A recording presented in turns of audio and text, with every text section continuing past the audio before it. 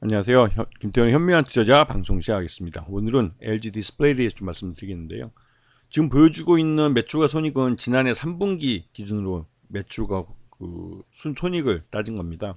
요번에 이제 4분기에 대해서 잠정 실적이 나왔는데 그건 나중에 좀 차차 설명을 드리기로 하고, 지난해 3분기까지는 실적이 굉장히 안 좋았습니다. 말 그대로 이제 디스플레이가 이 독자적으로 생존을 할 수 있을까라는 게 걱정이 될 정도였는데, 1분기 때 LG전자 모회사죠. 모회사에서 1조 원을 차입을 해야 하는데도 불구하고 실적이 꾸준히 계속 나빠지고 있어서 실제로 이 LG 디스플레이는 여러 가지 위기에 직면해 있는 상태죠. 특히나 항저우의 LCD 공장을 매각하는 것도 중국 업체들이 인수를 머뭇거리면서 그 매각 가격이 점점 떨어지고 있습니다. 이러지도 저러지도 못하고 난리가 난 거죠. 그리고 지금 현재 이 회사가 그 OLED 비중을 늘리고는 있지만 이게 좀처럼 50%를 못 넘기고 있어요.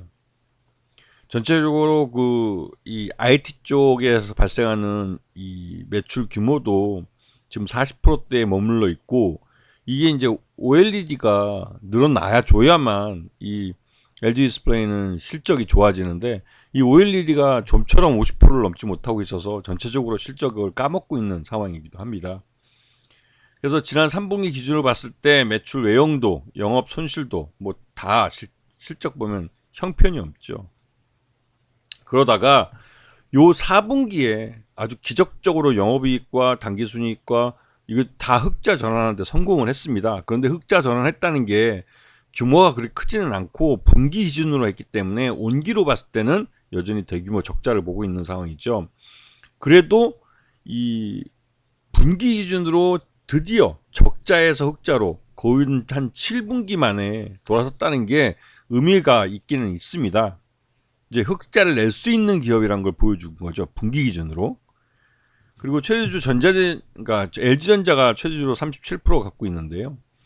그러다 보니 LG전자가 LG 디스플레이를 책임질 수밖에 없는 겁니다. 그래서 LG 디스플레이가 더 망가지면 결국 만원, 그러니까 그 주가가 만원 밑으로 떨어지면 LG 디스플레이를 LG전자가 삼성전자가 삼성 디스플레이 인수하듯이 합병을 해서 내부 계열사로, 그러니까 계열사가 아니라 내부 어떤 사업부로 가져가는 게 합리적이지 않을까. 왜? 이미 삼성전자에서 그렇게 해가지고 삼성 디스플레이는 엄청난 흑자를 내고 있습니다. 그래서 이 삼성 디스플레이와 LG 디스플레이는 완전히 다른 그런 시장에서의 대우를 받고 있죠. 그런데 최근 들어서 작년 11월 달인가요? 그때 이제 유상증자를 결정을 했는데 LG 디스플레이가 1조 보통주 1억 4천만 주 정도를 발행을 해서 한 1조 4천억 정도의 자금을 시장에서 조달을 하겠다고 한 것이죠. 그래서 이게 확정 가격이 1,070원으로 결정이 됐습니다. 그리고 이 청약일이 3월 달인데요. 3월 6일 날부터 우리 사주부터 시작해서 구주는 3월 6일. 그러면 이 구주가 끝나면 자녀, 그러니까 여기에 청약에 응하지 않고 실권한 주식에 대해서 일반 공모를 통해서 시장에서 자금을 다 조달을 하는 거죠.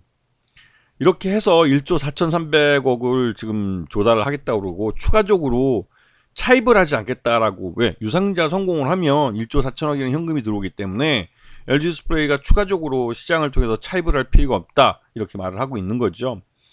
하지만 그래서 지금 이 4분기 때 만들어진 흑자가 유상증자 성공을 위해서 억지로 비용을 줄이고 해서 쥐어짜서 만들어낸 흑자라는 기분이 듭니다. 왜냐면 LG 디스플레이의 아까 앞에 3분기까지의 사업 구조를 보셔서도 아시겠지만, 진짜 돈이 되는 OLED가 50%를 넘겨줘야, 최소한 최대한 한 60% 이상은 돼줘야 이 LG 디스플레이의 실적이 꾸준히 흑자를 낼 수 있는 구조가 될 텐데, 여전히 40% 정도에 머물러 있기 때문에 OLED가 제대로 몸값을 못 해주고 있는 거죠.